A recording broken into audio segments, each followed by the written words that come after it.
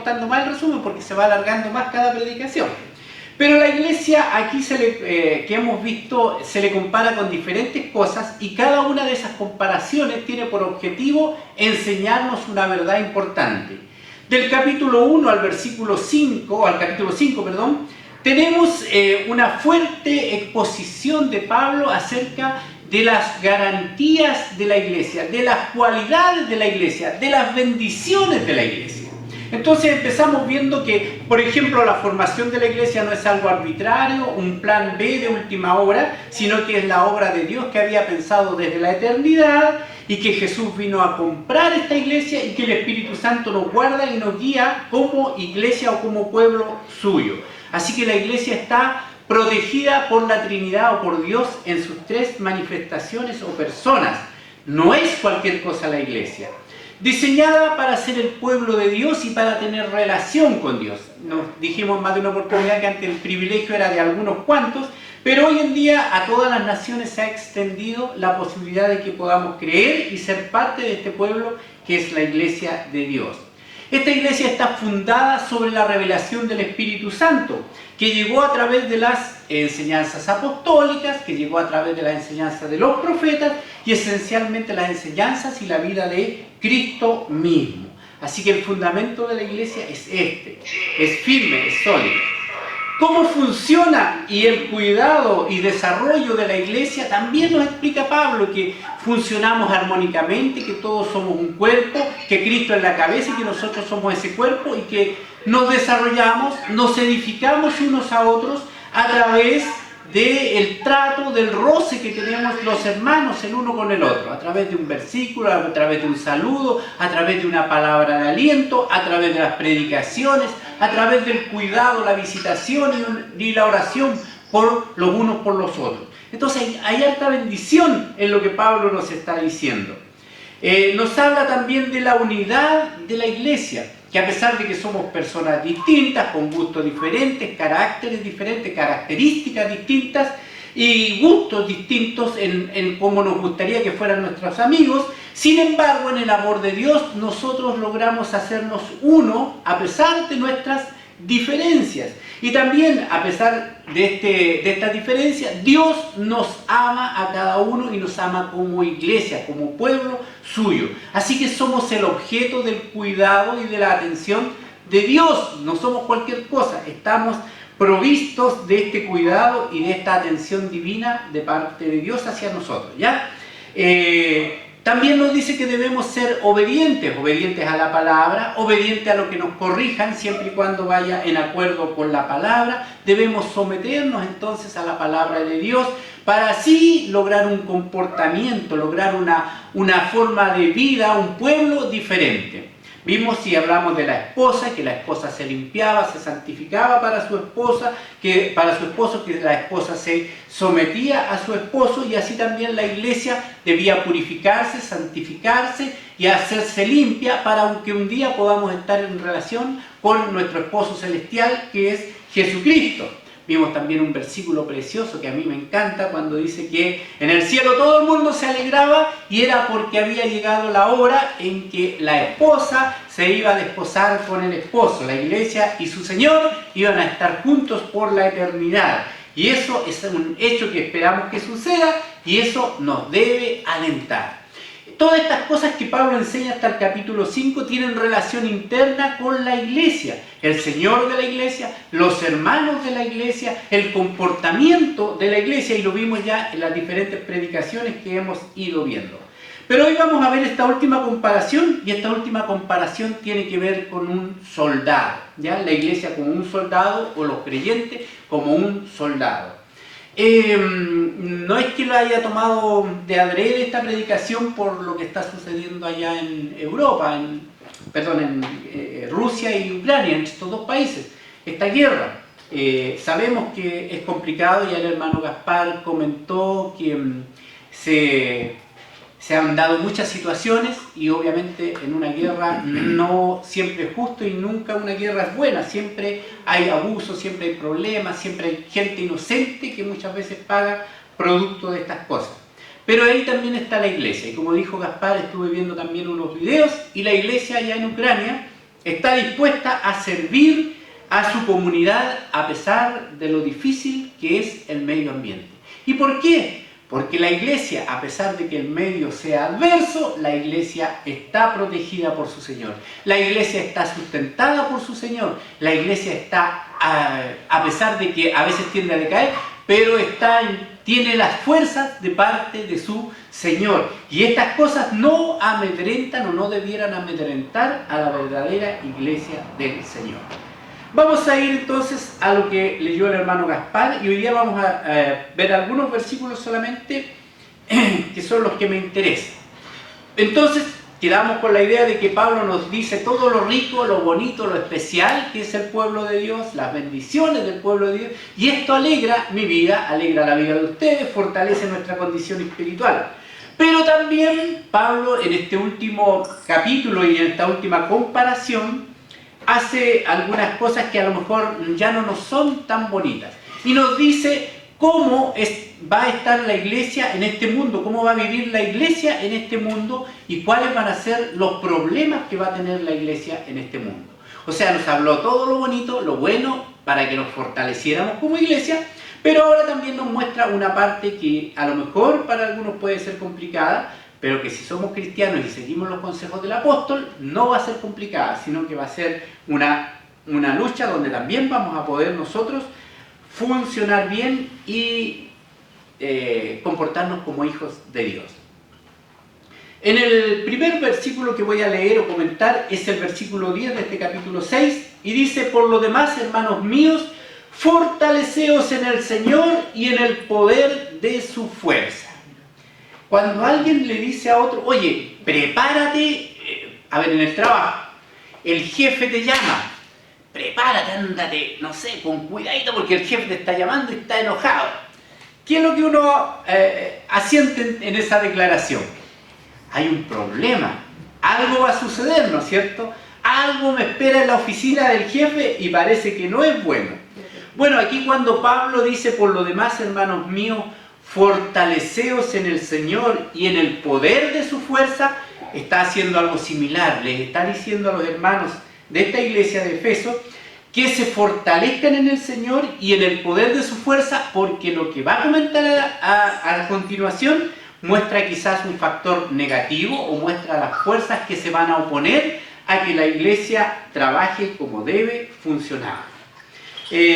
Cuando nos vamos a enfrentar a un desafío físico fuerte, por ejemplo, alguien va a subir una montaña, va a subir un cerro, por decir algo, empinado, y tiene un entrenador, porque no es llegar y subir un cerro, a lo mejor estos cerros que vamos de paseo subimos, pero cuando ya tenemos que poner ganchos, colgarnos por cuerdas, tener un equipo, acampar en medio de las montañas, necesita una preparación, y para eso tenemos un entrenador, y ese entrenador generalmente nos empieza a explicar varias cosas. Primero nos explica los peligros de la montaña, nos dice, pues ya la montaña es traicionera, hay rocas que parecen sólidas, pero que si ustedes no la conocen bien y ustedes ponen ahí el gancho de donde se van a colgar, se puede venir abajo eso, entonces tienen que saber reconocer la estructura de las piedras, tienen que saber dónde poner el gancho, qué tipo de gancho poner, cómo ponerlo y cómo colgar la piola y cómo ir haciendo la ruta que van a seguir según el lugar que van a ir. El preparador seguramente les va a decir, oye, no compren tal y tal producto porque no es de buena calidad, hay unos ganchos plásticos, no los usen porque esos ganchos se quiebran, se rompen, usen ganchos metálicos, ojalá de tal marca porque esa marca les va a dar seguridad. La piola tiene que ser de tal y tal material porque al pasar por las ranuras una piola de tal y tal material se puede desgastar, pero esta piola que yo les recomiendo es de buena calidad. Los arneses y una serie de cosas. Les dice qué tipo de alimento tienen que llevar, qué tipo de cosas tienen que llevar para la montaña para poder hidratarse, para poder comer y no llevar un peso excesivo. Les dice qué tipo de ropa tienen que ponerse para llevar, qué tipo de carpa y todo este tipo de cosas. Entonces el entrenador, antes de ir a la montaña, primero hace ejercicios, ¿no es cierto? No los lleva primero a la montaña, al Everest, a subir, sino que primero hacen ejercicio en pequeños cerros, pequeñas piedras, para ir practicando todo lo que él les ha enseñado para ver si lo han podido poner en práctica. ¿Y qué es lo que provoca esto en la gente que va a llevar? Ya sea este tipo de elementos de subir un cerro, este tipo de competencia, o ya sea una carrera o cualquier cosa. que cuando sabemos que estamos bien preparados, que estamos bien acondicionados, entonces ¿eso qué nos da? Confianza, ¿no es cierto? Porque cuando yo voy mal preparado, voy temeroso. Hoy fui a la feria y compré esta viola, pero la encuentro delgada, pero yo creo que me resiste. Compré estos ganchos, pero no sé, se ven medio raros, son como de aluminio y no se venden muy buena marca, de muy buena forma. ¿Usted cree que usted iría con seguridad? Iría todo tiritón, yo por lo menos, esperando y mirando la piola, que no se me va a cortar y los ganchos no se vayan a quebrar y todas las cosas.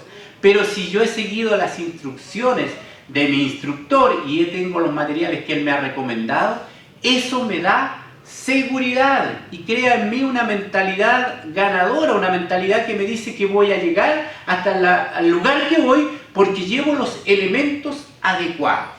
Bueno, aquí Pablo está haciendo algo similar, está tratando de poner en los cristianos, primero enfocarles la dificultad de la montaña, por decirlo así, al enfocar las dificultades que la iglesia se va a encontrar en la tierra. Pero también Él quiere generar en nosotros una mentalidad ganadora mirando los elementos que tenemos en favor nuestro. La mentalidad ganadora es importante en una competencia, en una guerra, en una batalla, en lo que sea. Un ejército que va a enfrentarse a otro y dice, no, vamos a perder. O sea, yo creo que ya ni siquiera luchan, ya si sabemos que vamos a perder, ¿para qué vamos a hacer tanto esfuerzo? Que nos maten luego nomás y se acabó la cuestión. ¿Por qué? Porque van de ganado, van con el propósito de perder. Yo creo que todos han visto, o la gran mayoría por lo menos, la película 300, que es un hecho histórico y que después se hizo una película y se le agregaron algunas cosas. Pero esos 300 hombres se enfrentaron contra un tremendo ejército y lo único que tenían que hacer era impedir, demorar el paso de ese ejército por un acantilado, por un espacio estrecho que había. Eran 300 hombres, pero el Señor que los lideraba fue capaz de poner en la mente de esos soldados una mentalidad ganadora y que no miraran el tremendo ejército que venía en contra de ellos, la tremenda... todo lo que ese ejército había hecho y había ganado, sino que miraran lo que ellos eran y lo que querían lograr. Y se enfocaron en eso y lograron su objetivo de frenar, de detener ese ejército hasta que el ejército general pudo estar preparado para hacer la batalla que necesitaban hacer. 300 hombres contra un ejército de miles de hombres. Era un ejército preparado para la guerra, con hombres que ya eran hombres de batalla, hombres fogueados en la guerra, y estos hombres lograron detener este tremendo avance de este ejército. ¿Por qué? Porque tenían una mentalidad ganadora, ¿ya? Y yo no quiero que piensen algunos de ustedes que yo estoy haciendo aquí un coaching y diciéndole, mira, dentro de ti está el hombre ganador, la mujer vencedora, saca ese tigre que hay dentro de ti, ¿no es cierto? No estoy diciendo eso. Lo que estoy llamando es que miremos ¿por qué Pablo nos llama a tener una mentalidad ganadora? Lo primero que me gustó de lo que leí al principio, dice, por lo demás, hermanos míos, fortaleceos. ¿Ya? Eso es un llamado en el Señor y en el poder de su fuerza. Es verdad, viene una batalla, viene algo tremendo que yo les voy a citar, pero ustedes se pueden fortalecer en el Señor y en el poder de su fuerza. Esto es tremendamente importante. En el principio, en el capítulo 1 de este mismo libro de Efesios, y verso 19, Pablo hace una mención acerca del poder de Dios. Y dice, ¿y cuál la supereminente grandeza de su poder? Aquí está hablando Pablo de que deben conocer y entender cuál es la supereminente, y mire la palabra que usa, supereminente grandeza de su poder para con nosotros los que creemos.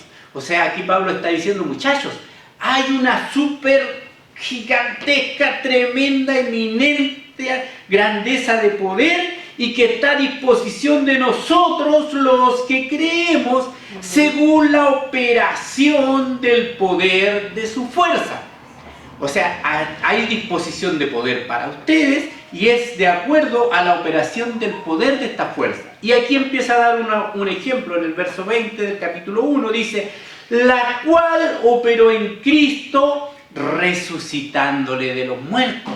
Oigan, no es menor el poder del que estoy hablando. Fue el que intervino en la resurrección de Cristo. Y no solo que le resucitó, sino que lo sentó a la diestra en los lugares celestiales. O sea, lo resucitó de la muerte, lo levantó, lo llevó a los cielos y lo puso en un lugar especial allá en los cielos, a la diestra del Padre, en los lugares celestiales. Y dice, sobre todo, principado y autoridad y poder y señorío. A ver, no dice, no quiere dejar dudas Pablo. Y lo puso sobre todo principado. A ver si no me entienden bien, sobre toda autoridad, ¿me entienden? Si no me entienden así, lo puso sobre todo poder, dice Pablo. ¿Todavía no me entienden? Lo puso sobre todo señorío y sobre todo nombre que se nombra. O sea, no les quepa la menor duda de que este poder, este Señor, esta eminencia está por sobre todas estas cosas. No es menor, no es pequeño. Ustedes no se han topado con un Dios pequeñito, con un Dios miserable, con un Dios pobre. Se han topado con un Dios que tiene toda autoridad. Y dice que tiene toda autoridad, poder y señoría y sobre todo nombre que se nombra. No solo en este siglo, sino también en el venidero. Y sometió todas las cosas bajo sus pies y lo dio por cabeza sobre todas las cosas. ¿A quién? A la iglesia. A la iglesia. ¿Y quién es la iglesia? Tú y yo. Somos todos y Él se nos dio a nosotros, hermanos. Oiga, hermano, qué tremendo.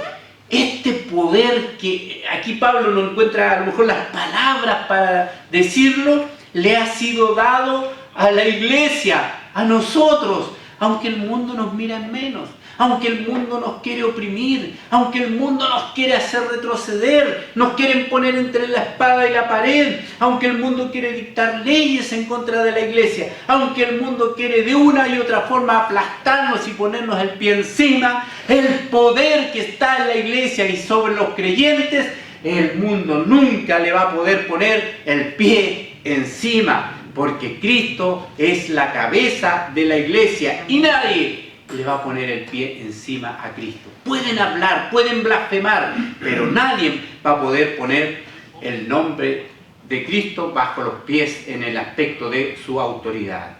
Y entonces Pablo le está diciendo, volviendo a lo que estábamos leyendo anteriormente, fortaleceos en el Señor, que ya no es algo pequeñito. Los efesios lo tenían claro, es un Señor que está sobre todas las cosas. Y les dice, fortaleceos en este Señor y en el poder de su fuerza.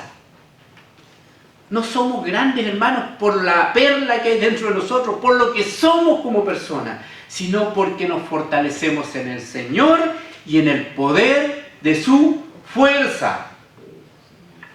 El Señor nos está llamando a eso. ¿Y por qué entonces muchas veces vivimos vidas tan, voy a usar un término a lo mejor medio feo, tan ratonas, tan empobrecidas, tan miserables? Porque simplemente a veces nos miramos a nosotros, miramos las cosas que están a nuestro alrededor, pero se nos olvida mirar al Señor de la gloria, al Señor del poder, de la autoridad, y es de quien nosotros tenemos que tomar el poder para poder vencer ante todas las cosas que tenemos por delante. ¡Caramba, qué tremendo! A mí esto me inspira, se me hincha el corazón, no porque, diga que grande es Moisés, sino porque grande es el Señor en que yo creo, en quien yo he depositado mi fe y de quien yo espero recibir las fuerzas. Muestra, sigamos con la idea del entrenador. El entrenador muestra la calidad del equipo entonces que tiene a su disposición. Ya dijimos, ¿no es cierto? El tipo de traje que tienes que llevar para el frío, si es una montaña helada, los zapatos, bototos con, no sé, clavos, algún tipo de elementos para que se adhieran mejor al terreno, algún gorro, algún tipo de crema para que no se nos queme la cara, y una serie de cosas en cuanto al equipo que tenemos que llevar.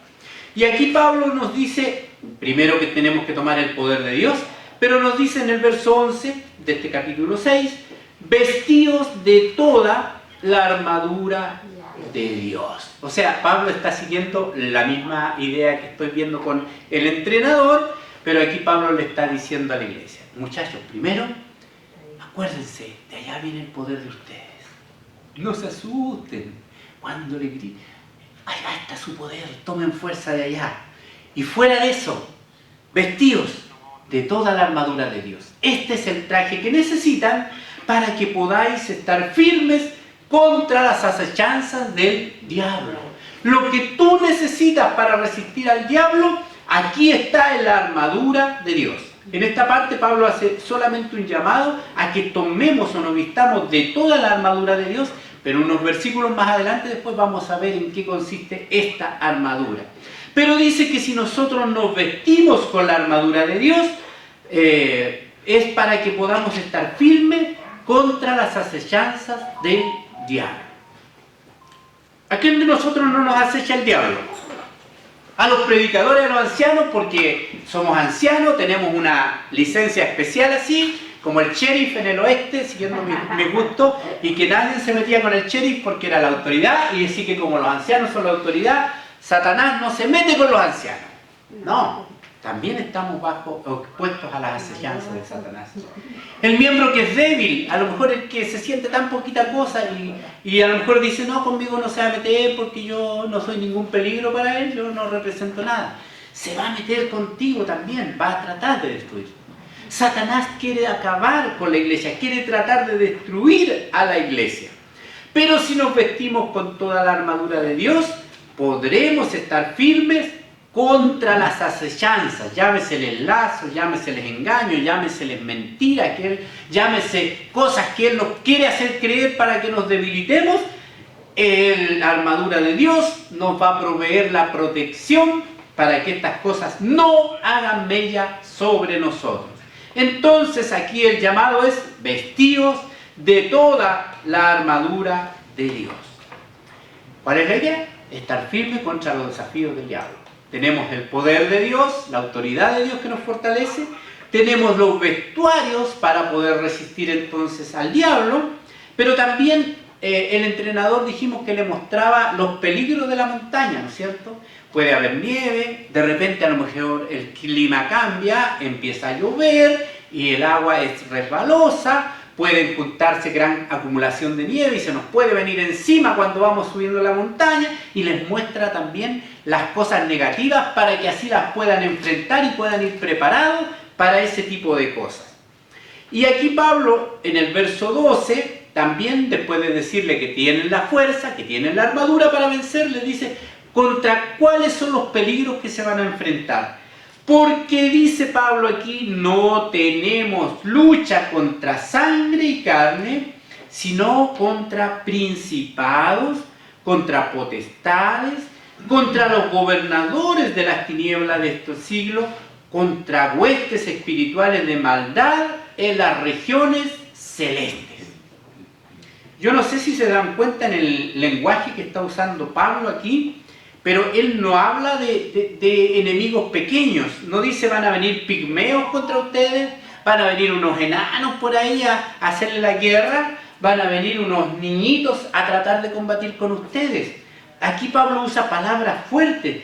Tenemos guerra contra principados, eso quiere decir contra príncipes, contra potestades, poderes, contra gobernadores, gente que tiene autoridad en las tinieblas, contra huestes, esto quiere decir ejércitos espirituales de maldad en las regiones celestes.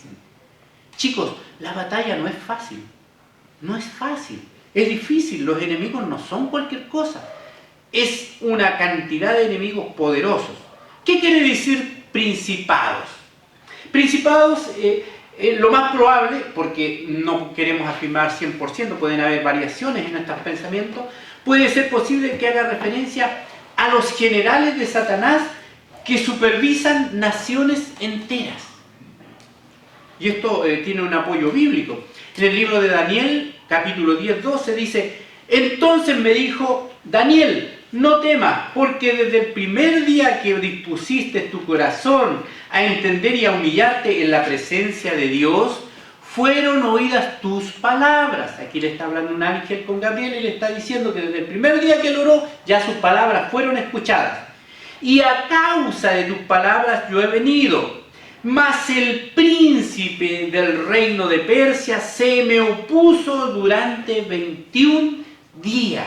Mire, este ángel que traía la respuesta, estamos hablando de regiones espirituales, que traía la respuesta para Daniel, se le había opuesto un príncipe del reino de Persia, un príncipe espiritual, no era el rey de Persia, sino que un príncipe espiritual, y que se me opuso durante 21 días que no lo dejaba pasar, ¿ya? Pero he aquí Miguel, no Álvarez, otro Miguel, un arcángel, uno de los principales príncipes vino para ayudarme y quedé allí con los reyes de Persia. Hasta ahí les llegó el asunto, ¿ya? Pero lo importante aquí que vemos es que hay príncipes que gobiernan reinos completos. Así que es fácil de que de repente un país completo, trasladando el lenguaje a nuestra época, se pueda volver contra la iglesia, porque está influenciado también por estas huestes de maldad. Estamos luchando contra ese tipo de principados también. De hecho, si ustedes piensan, a Cristo no lo defendió el Imperio Romano, su propio pueblo se volvió contra él y lo mató. El pueblo de Israel fue el que finalmente ejecutó a Cristo y lo llevó al procónsul, en este caso romano, para que lo mataran.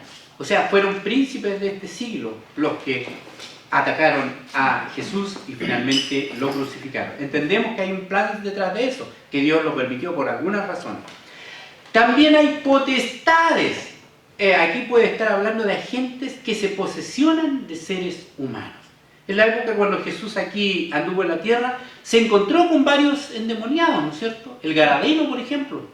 Creo que todos hemos escuchado de ese hombre, ¿no es cierto? Que vivía en los cementerios, en los sepulcros, y que le ponían cadenas de todo y lo amarraban, y dice que cuando venía el demonio se apoderaba de él, rompía las cadenas y no había nada que lo sujetara. Y no había nadie que pudiera hacer nada por él, excepto el Señor Jesucristo, que tiene poder sobre toda potestad. Un día vino un señor pidiéndole por su hijo, por un muchacho que dice que lo tomaba un demonio y se tiraba al fuego y hacía de él que se quemara y se hiciera daño. Y Jesús reprendió al demonio. En eso se encuentra, si alguno lo quiere buscar en algún momento, Mateo 17 y 18. Y reprendió Jesús al demonio, el cual salió del muchacho y este quedó sano desde aquella hora. Me gustan estos versículos porque a pesar de que son fuerzas poderosas, colosales, el Señor siempre está por sobre ellos. No pudieron impedir que el ángel llegara con su mensaje a Daniel. No pudo seguir este demonio atormentando al Gadareno ni atormentando a este muchacho, porque hay un Dios que está sobre estos poderes y ese es el que nos da el poder y la autoridad. Contra gobernadores de tinieblas en este siglo, dice el apóstol Pablo. Puede referirse también a demonios que se encargan de los negocios mundanos de Dios. Hay muchas cosas, muchas actividades que tienen por objetivo destruir al ser humano.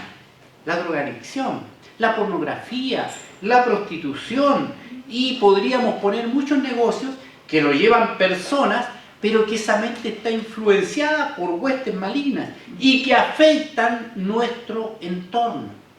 A lo mejor no son cosas tan fuertes, a veces son cosas mucho más sutiles que se meten en nuestro medio, pero que están ahí tratando de batallar contra la iglesia, contra la humanidad. Estos son gobernadores de las tinieblas de este siglo. Contra huestes espirituales, dice Pablo, en las regiones celestes. Aquellos demonios, muchos piensan que se refiere a estos demonios que están encargados de las falsas religiones. Aunque ustedes no lo crean, una falsa religión ataca a la verdadera religión, hace daño a la verdadera religión, distorsiona la verdad de la verdadera religión, hace que la gente crea en un Dios que no es el Dios verdadero, sino que se vaya por otros caminos que los conducen finalmente a la perdición. En el libro de Proverbios dice, hay caminos que al hombre le parecen rectos, le parecen bonitos, le parecen buenos, mas su fin es camino de muerte. no les sirvió de nada, aunque se veían bonitos, se veían buenos. El único camino para salvación, lo conocemos, ¿no es cierto? El que dijo: yo soy el camino, la verdad y la vida. Y nadie llega al Padre sino por mí. Y creo que nosotros hemos depositado nuestra confianza en este camino. Bueno, Pablo entonces está haciendo esta introducción sobre estos temas espirituales. Entonces está diciendo que tenemos guerra, batalla, no contra un enemigo pequeño, hermano. ¿Por qué? Porque si Pablo hubiera minimizado al enemigo, probablemente nosotros no nos hubiéramos preparado, ¿no es cierto? Si yo le digo al hermano: vamos a ir a subir al cerro del 15, ¿cómo se prepara el hermano? Va a llevar unos sándwiches, una bebida, una pelota para que juguemos, no sé, y vamos a subir el cerro del 15 y lo vamos a pasar chévere y arriba del cerro del 15. Chévere es una palabra que usa un hermano peruano que me la pegó la otra vez. Pero si yo le digo: hermano, vamos a subir el Aconcagua, a lo mejor me va a decir: hermano, ¿está seguro usted lo que quiere? ¿Sabe? Piénselo 2 veces, yo creo que no lo voy a acompañar, vaya usted solito nomás, o con alguien que le pegue a la materia, ¿no es cierto? Es eso lo que le está haciendo Pablo. No es fácil, no se descuiden, no lo tomen a la ligera. Hermanos, tienen que tener cuidado en esta batalla, porque si no van bien apercibidos, van a ser derrotados y destruidos. La batalla que la iglesia tiene, que cada cristiano entonces, no es menor, hermanos. No nos confiemos, no miremos en menos a nuestro enemigo. Tampoco lo exaltemos demasiado, porque él siempre va a estar bajo el estrado de los pies de nuestro Dios. Él no puede hacer nada sin que Dios se lo permita. Y lo que hace es lo que se le permite hacer nomás, y nada más que eso. Y si Dios le quita su autoridad, se la quita en el momento que Él quiere. Entonces, Pablo ocupa estos términos poderosos para describirnos un enemigo poderoso, pero nos muestra un Dios que es mucho más que poderoso, es extraordinario, excelente, y que tiene la supremacía sobre todo este tipo de cosas. Y dice que tomemos entonces el peso de la batalla que vamos, y entonces cuando tú vas a ir a esa batalla, vas a tener cuidado de tomar lo que Pablo te está diciendo. Toma fuerza del Señor, primero que nada. Ahí está, ese es el poder. Y toma toda la armadura de Dios.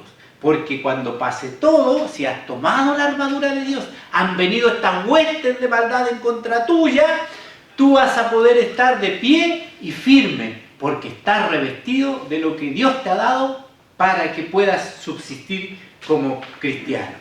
Por tanto, en el verso 3 se vuelve a decir una vez más: por tanto, tomad toda la armadura de Dios, y le pondría ahí con letras grandes: toda la armadura de Dios, o la armadura que Dios ha provisto para que podáis resistir en el día malo, en el día difícil, en el día de la batalla.